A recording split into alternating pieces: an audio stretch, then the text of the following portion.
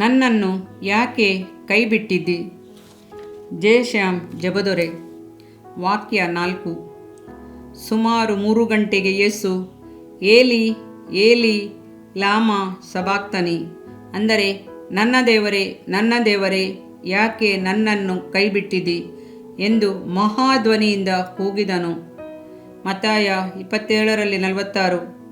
ಸಿಲುಬೆಯ ಶ್ರಮಗಳ ಮಹಾಘೋರವಾದ ಸ್ಥಿತಿ ಇದೇ ಆಗಿತ್ತು. ಆತನ ಶಿಷ್ಯರು ಆತನ ಕೈಬಿಟ್ಟರು.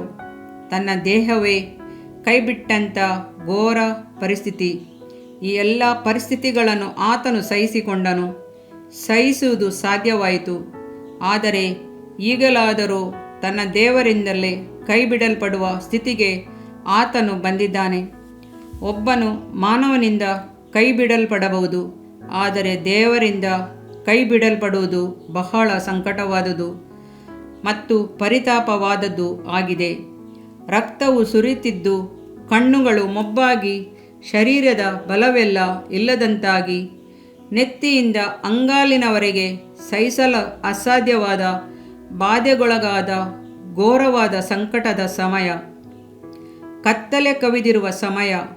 ಮಧ್ಯಾಹ್ನ 12 ಗಂಟೆಯಿಂದ 3 ಗಂಟೆಯವರೆಗೆ ಆ ದೇಶದ ಮೇಲೆಲ್ಲ ಕತ್ತಲೆ ಕವಿಯಿತು. ಆ 3 ಗಂಟೆಗಳ ಕಾಲವು ಮೌನದಿಂದಿದ್ದ ಕ್ರಿಸ್ತನು ಈಗ ಮಹಾಧ್ವನಿಯಿಂದ ಏಲಿ ಏಲಿ ಲಮಾ ಸಬಾಕ್ತನಿ ಕೂಗಿದನು. ಕ್ರಿಸ್ತನು ಸಿಲುಬೆಯಲ್ಲಿ ನುಡಿದಂಥ 7 ವಾಕ್ಯಗಳನ್ನು ಭಾಷಾಂತರಿಸಿ ಎಲ್ಲ ಭಾಷೆಗಳಲ್ಲಿಯೂ ಬರೆದಿರುವ ಆತ್ಮನಾದಾತನು ಈ ಒಂದು ವಾರ್ತೆಯನ್ನು ಯೇಸು ನುಡಿದ ಭಾಷೆಯಲ್ಲಿಯೇ ಬರೆದಿಟ್ಟಿದ್ದಾನೆ. ಈ ವಾರ್ತೆ ಇಬ್ರಿಯ ಅಥವಾ ಅರೇಬಿ ಅಥವಾ ಪರಲೋಕದ ಭಾಷೆಯು ನಾವರಿಯೆವು. ಆ ವಾರ್ತೆಯನ್ನು ಕೇಳಿದವರಿಗೆ ಅದು ಅರ್ಥವಾಗಬಾರದೆಂದು ಕ್ರಿಸ್ತನು ಹಾಗೆ ಕರೆದಿರಬಹುದು. ತನ್ನ ದೇವರನ್ನು ತಾನು ತನ್ನ ದೇವರು ಅರಿತರೆ ಸಾಕು. ತನ್ನ ಆಗಚಾಟಲು ತನ್ನ ಹೃದಯದ ಕೂಗನ್ನು ಪರಲೋಕದ ದೇವರು ತಿಳಿದರೆ ಸಾಕು. ಮನುಷ್ಯನನ್ನು ತೃಪ್ತಿಗೊಳಿಸಲು ಅಲ್ಲ, ತಂದೆಯನ್ನೇ ತೃಪ್ತಿಪಡಿಸಲು ಸೇವೆ ಮಾಡಿದಾತನು ಮಹಾಧ್ವನಿಯಿಂದ ಏಲಿ ಏಲಿ ಲಮಾ ಸಬಕ್ತಾನಿ ಎಂದು ತನ್ನ ಹೃದಯಾಂತರಾಳದಿಂದ ಮೊರೆಯಿಟ್ಟನು. ಆತನನ್ನು ಅಪಹಾಸ್ಯ ಮಾಡಿದವರಿಗೆ ಇದು ಮತ್ತು ಕುಚೋದ್ಯವಾಗಿತ್ತು. ಇವನು ಏಲಿಯನನ್ನು ಕರೆಯುತ್ತಾನೆ ಎಂದರು. ಕೆಲವರು ಕೂಡಲೇ ಒಬ್ಬನು ಕಾಡಿಯನ್ನು ಕುಡಿಯಲು ಕೊಟ್ಟನು. ಬೇರೆಯವರು ಬಿಡು, ಏಲಿಯನು ಬಂದು ಇವನನ್ನು ರಕ್ಷಿಸಲಿ ನೋಡೋಣ ಎಂದು ಹಾಸ್ಯ ಮಾಡಿದರು. ಮತ್ತಾಯ 27:46-49. ಆದರೆ ಕ್ರಿಸ್ತೇಸುವಿನ ಆಂತರ್ಯ ಅವನ್ನೆಲ್ಲ ಗಮನಿಸದೆ ತನಗೂ ತಂದೆಗೂ ಮಧ್ಯೆ ಇದ್ದಂಥ ನಂಟು ಬಾಂಧವ್ಯ ಹರಿಯಲ್ಪಟ್ಟದನ್ನು ಅರಿತು ಅಘೋರವಾಗಿ ಕ್ಲೇಶಪಟ್ಟನು. ಪರಮರಹಸ್ಯ. ನನ್ನ ದೇವರೇ ಯಾಕೆ ನನ್ನನ್ನು ಕೈಬಿಟ್ಟಿದಿ? ಇದು ಅರ್ಥವಾಗದ, ಅರ್ಥ ಮಾಡಿಕೊಳ್ಳಲಾರದಂಥ ಗೊಂದಲಪಡಿಸುವ ವಾಕ್ಯ ಎಂದು ಎಲ್ಲ ವೇದ ಪಂಡಿತರು ಹೇಳುತ್ತಾರೆ. ನಿಜವಾಗಿಯೂ ಯೇಸು ಕೈಬಿಡಲ್ಪಟ್ಟನ? ನೀತಿವಂತನಾದ ಯೇಸುವನ್ನು ತಂದೆ ಕೈಬಿಟ್ಟನು ಎಂಬುದಾದರೆ ಕಾರಣವೇನು ಎಂದಲ್ಲ ಅನೇಕ ಪ್ರಶ್ನೆಗಳು ಏಳುತ್ತವೆ. ಈ ವಾರ್ತೆಯ ನಿಗೂಢವಾದ ಸತ್ಯವನ್ನು ಅರಿತುಕೊಳ್ಳಲು ಭಕ್ತ ಮಾರ್ಟಿನ್ ಲೂಥರ್ ತವಕಿಸಿದರು. ಇದು ಆತನನ್ನು ಬಹಳ ಗೊಂದಲಕ್ಕೊಳಪಡಿಸಿದ ವಾಕ್ಯ. ದೇವರನ್ನು ದೇವರು ಕೈಬಿಡುವುದು ಎಂದರೇನು? ನಿಜವಾಗಿ ದೇವಕುಮಾರನು ಕೈ ಬಿಡಲ್ಪಟ್ಟನ ಎಂದುಕೊಳ್ಳುತ್ತಾ ತನ್ನ ಪ್ರಾರ್ಥನಾ ಕೋಣೆಯ ಬಾಗಿಲನ್ನು ಭದ್ರಪಡಿಸಿಕೊಂಡರು. ಊಟ ನಿದ್ರೆಯಿಲ್ಲದೆ ಗಂಟೆಗಟ್ಟಲೆ ಹೋರಾಡಿ ಪ್ರಾರ್ಥಿಸಿದರು, ಧ್ಯಾನಿಸಿದರು. ಅನೇಕ ದಿನಗಳು ಉಪವಾಸ ಮಾಡಿ ಪ್ರಾರ್ಥಿಸಿದ ಆ ಭಕ್ತ ಕೊನೆಗೆ ಉತ್ತರವಿಲ್ಲದವರಾಗಿಯೇ ಹೊರಟು ಬಂದರು. ಕರ್ತಾದಿಕರ್ತನ ಗಾಢವಾದ ಸತ್ಯಗಳು ಚಿಕ್ಕ ಮೆದುಳಿಗೆ ಎಟಕದ್ದು ಎಂದು ಅಂದರು. ನನ್ನ ದೇವರೇ ಯಾಕೆ ನನ್ನ ಕೈಬಿಟ್ಟಿದಿ ಎಂದು ಅಂದು ಹಳೆಯ ಒಡಂಬಡಿಕೆಯ ಭಕ್ತನಾದ ದಾವೀದ ಮಹಾರಾಜನು ಹಲುಬಿದನು. ಕೀರ್ತನೆ 2:11. ಕೈಬಿಡಲ್ಪಡುವ ಅನುಭವ ಬಹಳ ಸಂತಾಪಕರವಾದದ್ದು. ನನಗೆ ಒಂದು ಭಯವುಳ್ಳ ಕುಟುಂಬದ ಪರಿಚಯವಿದೆ.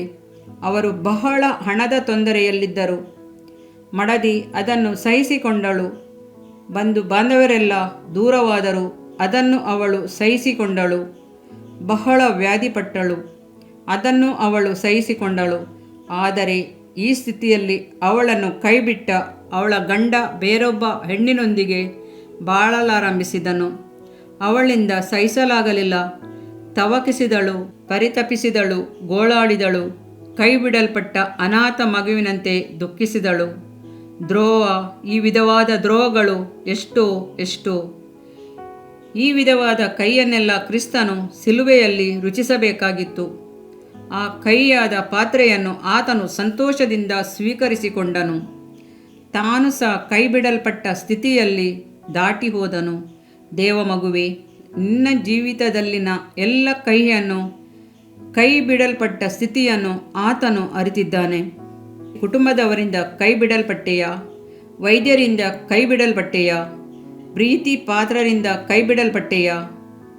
ನಿನ್ನ ಸಂತಾಪ ಯಾವುದೇ ಆಗಿದ್ದರೂ ಕರ್ತನು ಅದನ್ನು ಅರಿತಿದ್ದಾನೆ. ಆತನು ಅದೇ ಹಾದಿಯಲ್ಲಿ ದಾಟಿ ಹೋಗಿದ್ದಾನೆ. ಇಸಾಕನು ಮೋರಿಯ ಬೆಟ್ಟದ ಮೇಲೆ ಕಟ್ಟಲ್ಪಟ್ಟು ಯಜ್ಞಪೀಠದ ಮೇಲೆ ಇಡಲ್ಪಟ್ಟಾಗ ಆ ಬಾಲಕನ ಮನಸ್ಸು ಎಷ್ಟು ಚಡಪಡಿಸಿರಬಹುದಲ್ಲವೇ? ಕರ್ತನಿಗಾಗಿ ತಾನು ವಧಿಸಲ್ಪಡಬೇಕೆಂದು ತಂದೆಯು ಹೇಳುತ್ತಾನಲ್ಲ, ನನ್ನನ್ನೇ ಹೋಮ ಮಾಡುತ್ತಾನಾ? ಇದಕ್ಕಾಗಿ ಅಮ್ಮನ ಬಳಿಯಿಂದ ತನ್ನನ್ನು ಬೇರ್ಪಡಿಸಿದನಲ್ಲ, ಸೇವಕನಿಂದ ಬೇರೆ ಮಾಡಿದನಲ್ಲ ಎಂದು ಆ ಎಳೆ ಹೃದಯ ಯೋಚಿಸಿರಬೇಕಲ್ಲವೇ?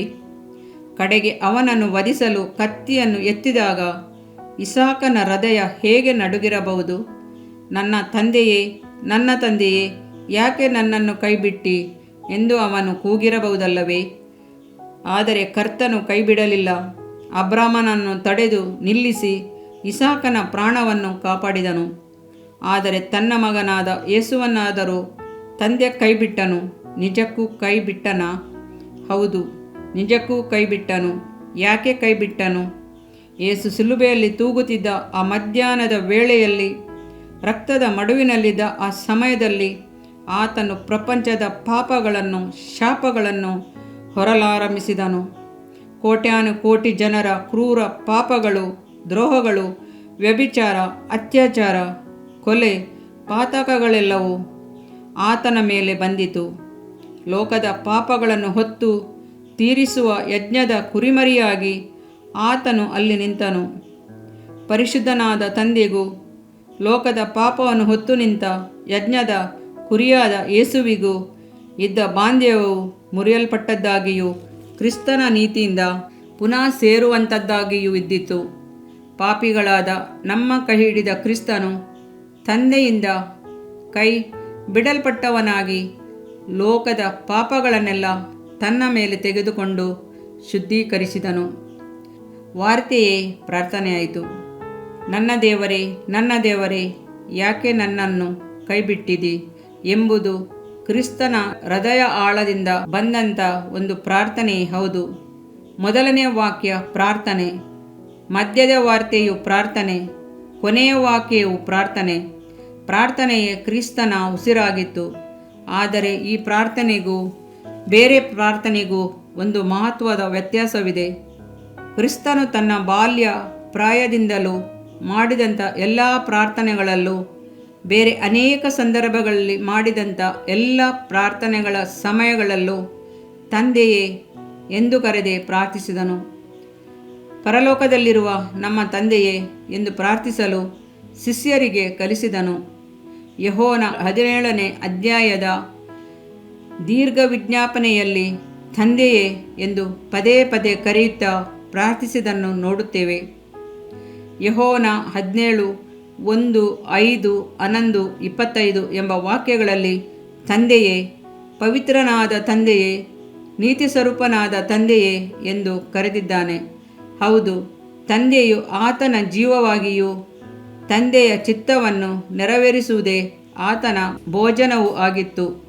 ಆದರೆ ಈ 4ನೇ ವಾಕ್ಯದಲ್ಲಿ ಮಾತ್ರ ನನ್ನ ದೇವರೇ ಎಂದು ಕರೆಯುತ್ತಾನೆ. ತನ್ನ ನಿತ್ಯ ಅಭ್ಯಾಸವನ್ನು ಬಿಟ್ಟು ತಂದೆಯೇ ಎಂದು ಹೊಸ ಬಾಂಧವ್ಯವನ್ನೇ ಏರ್ಪಡಿಸಿಕೊಂಡು ಕರೆದನಲ್ಲ. ಕಾರಣವೇನು?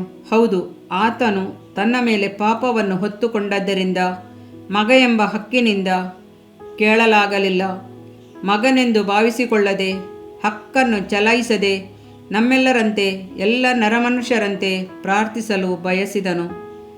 ನಾನು ನನ್ನ ಮೇಲೆ ಪಾಪಗಳನ್ನು, ಶಾಪಗಳನ್ನು, ದ್ರೋಹಗಳನ್ನು ಹೊತ್ತುಕೊಂಡಿರುವುದರಿಂದ ನಿನ್ನನ್ನು ತಂದೆಯೇ ಎಂದು ಮಗನ ಆತ್ಮನಿಂದ ಕರೆದು ಪ್ರಾರ್ಥಿಸಲಾಗಲಿಲ್ಲ ಎನ್ನುವ ಕ್ರಿಸ್ತನು ದೇವರೇ ಎಂದು ಕರೆದು ಪ್ರಾರ್ಥಿಸಿದನು. ಕಿರಿಮಗನು ತನ್ನ ತಂದೆಯ ಬಳಿ ಹಾಗೆ ಕೇಳಿಕೊಳ್ಳಲು ತೀರ್ಮಾನಿಸಿದನ್ನು ನೋಡಿರಿ. ಪರಲೋಕಕ್ಕೆ ವಿರೋಧವಾಗಿ ಪಾಪ ಮಾಡಿದ್ದೇನೆ, ಇನ್ನು ನಾನು ನಿನ್ನ ಮಗನೆನಿಸಿಕೊಳ್ಳುವುದಕ್ಕೆ ಯೋಗ್ಯನಲ್ಲ ಎಂದುಕೊಂಡನು. ಲೂಕ 15:18. ಕಿರಿಮಗನ ಪಾಪ ಅವನನ್ನು ಮಗನ ಸ್ಥಾನದಿಂದ ತಳ್ಳಿಹಾಕಿ ಕೂಲಿಯಾಳಿನ ಸ್ಥಿತಿಗೆ ತಂದಿತು. ಹಾಗಿರುವಾಗ ಲಕ್ಷೋಪಲಕ್ಷ ಕೆಟ್ಟು ಹೋದಂಥ ಪಾಪಿಗಳದವರೆಲ್ಲರ ಪಾಪಗಳನ್ನು ತಾನೇ ಹೊರಬೇಕಾದ ಪರಿಸ್ಥಿತಿಯಲ್ಲಿ ಕ್ರಿಸ್ತನು ತನ್ನ ಪರಲೋಕದ ತಂದೆಯನ್ನು ತಂದೆಯೇ ಎಂದು ಕರೆಯಲಾರದೆ ದೇವರೇ ಎಂದು ಕರೆದದ್ದು ನಿಜವಾದದ್ದಾಗಿರುವಾಗ ಕೈ ಬಿಡಲ್ಪಟ್ಟ ಸ್ಥಿತಿ ಎಷ್ಟು ಘೋರವಾದ, ಪರಿತಾಪಕರವಾದ, ಸಹಿಸಲು ಅಸಾಧ್ಯವಾಗಿರಬಹುದೆಂಬುದನ್ನು ಯೋಚಿಸಿ ನೋಡಿರಿ. ಮಾತ್ರವಲ್ಲ, ಕ್ರಿಸ್ತನು ತನ್ನ ತಂದೆಯನ್ನು ಯಾಕೆ ಎಂಬ ಪ್ರಶ್ನೆಯನ್ನು ಎಂದೂ ಕೇಳಿದವನಲ್ಲ. ಯಾಕೆ ಎಂಬ ಪ್ರಶ್ನೆ ತಂದೆಯ ಬಳಿ ಹೋದದ್ದೂ ಇಲ್ಲ. ಮಾನವನು ದೇವರ ಬಳಿ ಯಾಕೆ ಎಂದು ಕೇಳುವ ಹಕ್ಕು ಇಲ್ಲ ಎಂಬುದೇ ಸತ್ಯವೇದವು ನಮಗೆ ಬೋಧಿಸುವ ಸತ್ಯವಾಗಿದೆ. ಜೇಡಿಮಣ್ಣನ್ನು ರೂಪಿಸಲು ಕುಂಬಾರನಿಗೆ ಜೇಡಿಮಣ್ಣಿನ ಮೇಲೆ ಅಧಿಕಾರ ಉಂಟೆ ಹೊರತಾಗಿ ಯಾಕೆ ಎಂದು ಕುಂಬಾರನನ್ನು ಕೇಳಲು ಜೇಡಿಮಣ್ಣಿಗೆ ಅಧಿಕಾರವಿಲ್ಲ. ಯೆರೆಮೀಯ 18:6. ಹಾಗಿರುವಲ್ಲಿ ಈ ಒಂದು ಸಂದರ್ಭದಲ್ಲಿ ಮಾತ್ರ ಮಗನು ಯಾಕೆ ನನ್ನ ಕೈ ಬಿಟ್ಟಿದ್ದಿ ಎಂದು ಪ್ರಶ್ನೆ ಕೇಳುತ್ತಾನಲ್ಲವೇ? ಈ ಪ್ರಶ್ನೆಯನ್ನು ಕ್ರಿಸ್ತನು ಕೇಳುತ್ತಾನೆ. ನಾನು ಆತನಿಗೆ ಮೆಚ್ಚಿಕೆಯಾದದನ್ನು ಯಾವಾಗಲೂ ಮಾಡುತ್ತೇನೆ, ಯೆಹೋವನ 8:29 ಎಂದು ಹೇಳಿದನಲ್ಲ. ತಂದೆಯನ್ನು ಯಾಕೆ ಪ್ರಶ್ನೆ ಮಾಡುತ್ತಾನೆ? ಇದೇನು ಅರ್ಥವಾಗದ ಒಗಟಾಗಿದೆಯಲ್ಲ ಎಂದು ಕೇಳುವಿರಾ? ಸಿಲುಬೆಯಲ್ಲಿನ 4ನೆಯ ವಾರ್ತೆಯು ಮಾನವ ಕುಲವು ಕ್ರಿಸ್ತನ ಮೂಲಕವಾಗಿ ಎತ್ತಲ್ಪಟ್ಟ ಒಂದೇ ಕೂಗು ಎಂದು ನಾನು ಅಂದುಕೊಳ್ಳುತ್ತೇನೆ. ಹೌದು, ಅಂದು ಭಕ್ತನಾದ ಯೋಬನ ಮೇಲೆ ಕಷ್ಟಗಳು, ನಷ್ಟಗಳು, ವಿಪತ್ತುಗಳು ಒಂದರ ನಂತರ ಒಂದು ಕಾರಣವಿಲ್ಲದೆ ಬರುತ್ತಿರುವುದನ್ನು ಅದರ ಕಾರಣವನ್ನರಿಯದ ಭಕ್ತನು ಪರಿತಪಿಸಿದನು. ನನ್ನ 10 ಮಕ್ಕಳು ಒಂದೇ ದಿನದಲ್ಲಿ ಯಾಕೆ ಮಡಿದು ಹೋದವು? ನನ್ನ ಆಸ್ತಿ ಸಂಪತ್ತೆಲ್ಲ ಒಂದೇ ದಿನದಲ್ಲಿ ನಾಶವಾದದೇಕೆ? ನನ್ನ ಶರೀರವಿಡೀ ವ್ಯಾಧಿ ಏಕೆ? ನನ್ನ ಮಡದಿಯು ನನ್ನನ್ನು ದೂಷಿಸುವುದು ಏಕೆ? ನೀತಿವಂತನಿಗೆ ಈ ಶ್ರಮೆಗಳು ಯಾಕೆ? ದುಷ್ಟರು, ದುರ್ಮಾರ್ಗಿಗಳು ಸೊಂಪಾಗಿದರಲ್ಲವೇ? ಹೀಗೆ ಅನೇಕ ಪ್ರಶ್ನೆಗಳನ್ನು ಭಕ್ತನಾದ ಯೋಬನು ಕೇಳಿದನು. ಭಕ್ತನಾದ ಯೋಬನು ಮಾತ್ರವೇ ಅಲ್ಲ, ನಮ್ಮ ಪ್ರತಿಯೊಬ್ಬರ ಜೀವಿತದಲ್ಲೂ ಸಹ ಉತ್ತರವಿಲ್ಲದ, ಪರಿಹಾರವಿಲ್ಲದ ಅನೇಕ ಪ್ರಶ್ನೆಗಳುಂಟಲ್ಲವೇ? ಕರ್ತನ ಮಾರ್ಗವನ್ನು ಅರಿಯದವರಾಗಿ ಪರಿತಪಿಸುವ ಅನೇಕ ಸಮಯಗಳುಂಟಲ್ಲವೇ? ಹೌದು, ನಮ್ಮ ಮರಣಕ್ಕೆ ಮೊದಲು ನಮ್ಮೊಳಗೆ ಎದ್ದೇಳುವ 100 ಪ್ರಶ್ನೆಗಳಿಗೆ ಉತ್ತರವಿಲ್ಲದವರಾಗಿ ಪರಿತಪಿಸುತ್ತಾ ದಿನಗಳನ್ನು ಕಣ್ಣೀರಿನಲ್ಲಿ ಕಳೆಯುತ್ತಿರಬಹುದು. ಆದರೆ ಒಂದು ದಿನ ನಾವು ಪರಲೋಕ ರಾಜ್ಯವನ್ನು ಪ್ರವೇಶಿಸುವಾಗ ನಮಗೆ ಉತ್ತರ ಉಂಟು. ಆತನನ್ನು ಪ್ರೀತಿಸುವವರ ಹಿತಕ್ಕಾಗಿ ಎಲ್ಲ ಕಾರ್ಯಗಳು ಅನುಕೂಲವಾಗುತ್ತವೆ ಎಂದು ತಿಳಿದುಕೊಳ್ಳುತ್ತೇವೆ. ಯಾಕೆ ನನ್ನನ್ನು ಕೈಬಿಟ್ಟಿದಿ ಎಂಬ ವಾರ್ತೆಯನ್ನು ಕ್ರಿಸ್ತನ ಮೂಲಕ ಮಾನವ ಕುಲವು ಒಟ್ಟಾಗಿ ಕೂಗುವ ಕರೆಯೇ ಆಗಿದೆ. ಹೌದು, ಆತನು ಕೈ ಬಿಡಲ್ಪಟ್ಟ ಸ್ಥಿತಿಯಲ್ಲಿರುವವರಿಗೆ ಆದರಣೆ ನೀಡುವ ಆದರಣಾ ಕರ್ತನಾಗಿದ್ದಾನೆ. ಸತ್ಯವೇದವು ಹೇಳುತ್ತದೆ, ಇವನು ಇಂಥವನಾಗಿರುವುದರಿಂದ ನಾನು ಇವನಿಗೆ ದೊಡ್ಡವರ ಸಂಗಡ ಪಾಲು ಕೊಡುವೆನು. ಇವನು ಬಲಿಷ್ಠರೊಡನೆ ಸೂರೆಯನ್ನು ಹಂಚಿಕೊಳ್ಳುವನು. ತನ್ನ ಪ್ರಾಣವನ್ನು ಧಾರೆ ಎರೆದು ಮರಣ ಹೊಂದಿ ದ್ರೋಹಿಗಳೊಂದಿಗೆ ತನ್ನನ್ನು ಎಣಿಸಿಕೊಂಡು ಬಹುಜನ ದ್ರೋಹಿಗಳ ಪಾಪವನ್ನು ಹೊರುತ್ತಾ ಅವರಿಗಾಗಿ ವಿಜ್ಞಾಪನೆ ಮಾಡಿದನಲ್ಲ. ಯೆಶಾಯ 53:12. ದೇವಮಗುವೆ, ನೀನು ಕೈಬಿಡಲ್ಪಟ್ಟ ಸ್ಥಿತಿಗಾಗಿ ಅಂಗಲಾಚಿದಂತೆ ಕ್ರಿಸ್ತನು ನಿನ್ನ ಸ್ಥಾನದಲ್ಲಿ ನಿಂತು ನಿನಗಾಗಿ ಮೋರೆ ಇಟ್ಟಿದ್ದೇನೆಂಬುದನ್ನು ಮರೆಯಬೇಡ. ಸತ್ಯವೇದ ಹೇಳುತ್ತದೆ, ನಾವು ಆತನಲ್ಲಿ ದೇವರಿಗೆ ಸಮರ್ಪಕರಾದ ನೀತಿ ಸ್ವರೂಪಗಳಾಗುವಂತೆ ದೇವರು ಪಾಪಜ್ಞಾನವಿಲ್ಲದ ಆತನನ್ನು ನಮಗೋಸ್ಕರ ಪಾಪ ಸ್ವರೂಪಿಯಾಗ ಮಾಡಿದನು. 2 ಕೊರಿಂಥ 5:21. ಮಾತ್ರವೇ ಅಲ್ಲ, ಕ್ರಿಸ್ತನು ನಮ್ಮ ನಿಮಿತ್ತ ಶಾಪವಾಗಿ ಧರ್ಮಶಾಸ್ತ್ರದಲ್ಲಿ ಹೇಳಿರುವ ಶಾಪದೊಳಗಿಂದ ನಮ್ಮನ್ನು ಬಿಡಿಸಿದನು. ಗಲಾತ್ಯ 3:21. ನಮ್ಮ ಆತ್ಮದಾಪ್ತನು ಪಾಪವಿಲ್ಲದ ಪವಿತ್ರನು ನಮ್ಮೆಲ್ಲರ ಪಾಪ ಅಘೋರತೆಯನ್ನು ಹೊತ್ತುಕೊಂಡು ನಮಗಾಗಿ ಕೈಬಿಡಲ್ಪಟ್ಟ ಸ್ಥಿತಿಗೆ ಬಂದನು ಎಂಬುದನ್ನು ಧ್ಯಾನ ಮಾಡುವಾಗ ನಮ್ಮ ಹೃದಯ ತುಂಬುತ್ತದೆ. ನನ್ನನ್ನು ಇಷ್ಟೊಂದು ಪ್ರೀತಿಸುತ್ತೀಯ ಸ್ವಾಮಿ ಎಂದು ಕೂಗುವಂತೆ ನಮ್ಮ ಹೃದಯವು ಉಕ್ಕುತ್ತದೆ. ನನಗಾಗಿ ಪಾಪವಾದನು, ನನಗಾಗಿ ಶಾಪವಾದನು, ನನಗಾಗಿ ತಂದೆಯ ಕೋಪೋದ್ರೇಕಕ್ಕೆ ಗುರಿಯಾದನು, ನನಗಾಗಿ ರಕ್ತ ಚೆಲ್ಲಿದನು, ನನಗಾಗಿ ಆತನು ಎಲ್ಲವನ್ನು ಮಾಡಿ ಮುಗಿಸಿದ್ದಾನೆ. ನಾನು ಇನ್ನು ಎಂದೆಂದೂ ಕೈ ಬಿಡಲ್ಪಡುವುದಿಲ್ಲ.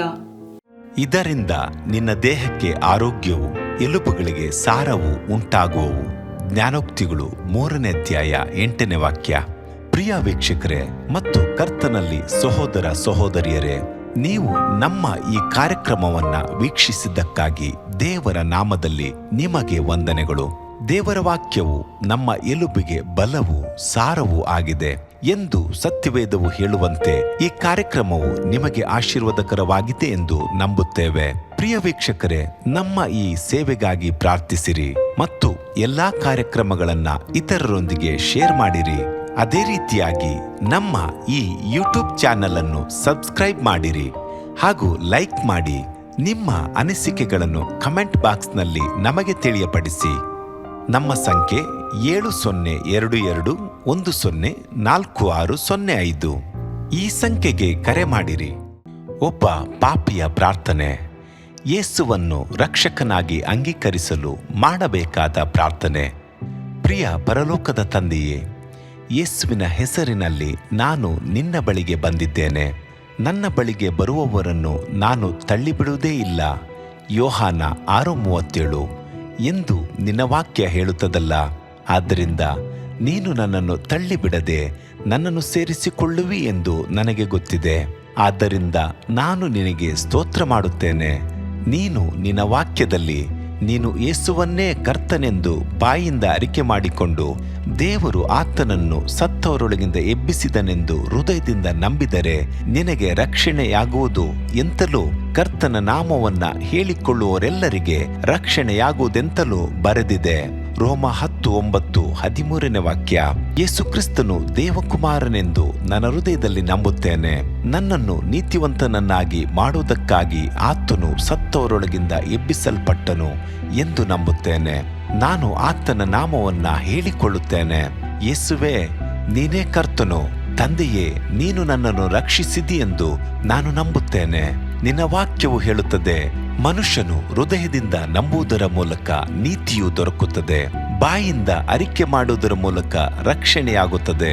ರೋಮ 10:10. ನಾನೀಗ ನನ್ನ ಹೃದಯದಲ್ಲಿ ನಂಬುತ್ತೇನೆ ಹಾಗೂ ಯೇಸುವೇ ನನ್ನ ಕರ್ತನೆಂದು ಅರಿಕೆ ಮಾಡುತ್ತೇನೆ. ಆದುದರಿಂದ ನಾನೀಗ ರಕ್ಷಣೆ ಹೊಂದಿದ್ದೇನೆ. ಅಪ್ಪಾ ತಂದೆಯೇ, ನಿನಗೆ ಸ್ತೋತ್ರ. ಲೂಕನು ಬರೆದ ಸುವಾರ್ತೆ 11ನೇ ಅಧ್ಯಾಯದಲ್ಲಿ ಬರೆದಿರುವಂತೆ, ನಿಮ್ಮಲ್ಲಿ ತಂದೆಯಾದವನು ಮೀನನ್ನು ಕೇಳುವ ಮಗನಿಗೆ ಮೀನು ಕೊಡದೆ ಹಾವನ್ನು ಕೊಡುವನೆ? ಅಥವಾ ತತ್ತಿಯನ್ನು ಕೇಳಿದರೆ ಚೇಳನ್ನು ಕೊಡುವನೆ? ಹಾಗಾದರೆ ಕೆಟ್ಟವರಾದ ನೀವು ನಿಮ್ಮ ಮಕ್ಕಳಿಗೆ ಒಳ್ಳೆ ಪದಾರ್ಥಗಳನ್ನ ಕೊಡಬಲ್ಲವರಾದರೆ ಪರಲೋಕದಲ್ಲಿರುವ ನಿಮ್ಮ ತಂದೆಯು ತನ್ನನ್ನು ಬೇಡಿಕೊಳ್ಳುವವರಿಗೆ ಎಷ್ಟೋ ಹೆಚ್ಚಾಗಿ ಪವಿತ್ರಾತ್ಮ ವರವನ್ನ ಕೊಡುವವನಲ್ಲವೇ ಅಂದನು. ತಂದೆಯೇ, ನೀನು ಕೇಳಿಕೊಳ್ಳುವವರಿಗೆ ಪವಿತ್ರಾತ್ಮನ ವರವನ್ನು ಹೇರಳವಾಗಿ ಕೊಡುವಾತನಾಗಿದ್ದಿ. ಆದ್ದರಿಂದ ನನ್ನ ಮೇಲೆಯೂ ನಿನ್ನ ಆತ್ಮನನ್ನು ಸುರಿಸಬೇಕಾಗಿ ಬೇಡಿಕೊಳ್ಳುತ್ತೇನೆ. ಕೀರ್ತನೆ 81:10 ಬರೆದಿದೆ, ಅಗಲವಾಗಿ ಬಾಯಿದೆರೆಯಿರಿ, ಅದನ್ನು ತುಂಬಿಸುವೆನು. ಕರ್ತನೇ, ನನ್ನನ್ನು ಪವಿತ್ರಾತ್ಮನಿಂದ ತುಂಬಿದಂತ ನೀನು ನನ್ನನ್ನು ಅನ್ಯ ಭಾಷೆಯ ವರದಿಂದಲೂ ತುಂಬುವವನಾಗಿದ್ದಿ ಎಂದು ನಂಬುತ್ತೇನೆ. ಅದರಂತೆ ನಾನು ನನ್ನ ಬಾಯಿಯನ್ನು ತೆರೆದು ನಿನ್ನ ಸ್ತೋತ್ರ ಮಾಡುವಾಗ ಅನ್ಯ ಭಾಷೆಯ ಅಭಿಷೇಕದಿಂದ ನನ್ನನ್ನು ತುಂಬುವವನಾಗಿದ್ದಿ ಎಂದು ನಂಬುತ್ತೇನೆ. ಈಗ ನೀವು ನಿಮ್ಮ ಬಾಯಿಯನ್ನು ತೆರೆದು ಮಾತನಾಡುವಾಗ ಪವಿತ್ರಾತ್ಮನು ನಿಮ್ಮ ಬಾಯಿಯನ್ನು ತನ್ನ ಭಾಷೆಯಿಂದ ತುಂಬುವವನಾಗಿದ್ದಾನೆ. ಇದು ದೇವರ ಭಾಷೆಯಾಗಿದೆ. ಈ ಅಭಿಷೇಕವನ್ನ ಹೊಂದಿಕೊಳ್ಳಲು ನೀವು ನಿಮ್ಮ ಸ್ವರವನ್ನ ಉಪಯೋಗಿಸಬೇಕು. ಅದರಿಂದ ನೀವು ನಿಮ್ಮ ಬಾಯನ್ನು ತೆರೆದು ದೇವರಿಗೆ ಸ್ತೋತ್ರ ಮಾಡುವಾಗ ದೇವರು ನಿಮ್ಮನ್ನು ಅನ್ಯ ಭಾಷೆಯ ವರದಿಂದ ತುಂಬುವವನಾಗಿದ್ದಾನೆ. ಪ್ರಿಯರೇ, ಈಗ ನೀವು ಪವಿತ್ರಾತ್ಮನಿಂದ ತುಂಬಲ್ಪಟ್ಟ ಆತನ ಪ್ರಿಯ ಮಕ್ಕಳಾಗಿದ್ದೀರಿ. ದೇವರ ನಾಮಕ್ಕೆ ಸ್ತೋತ್ರವಾಗಲಿ.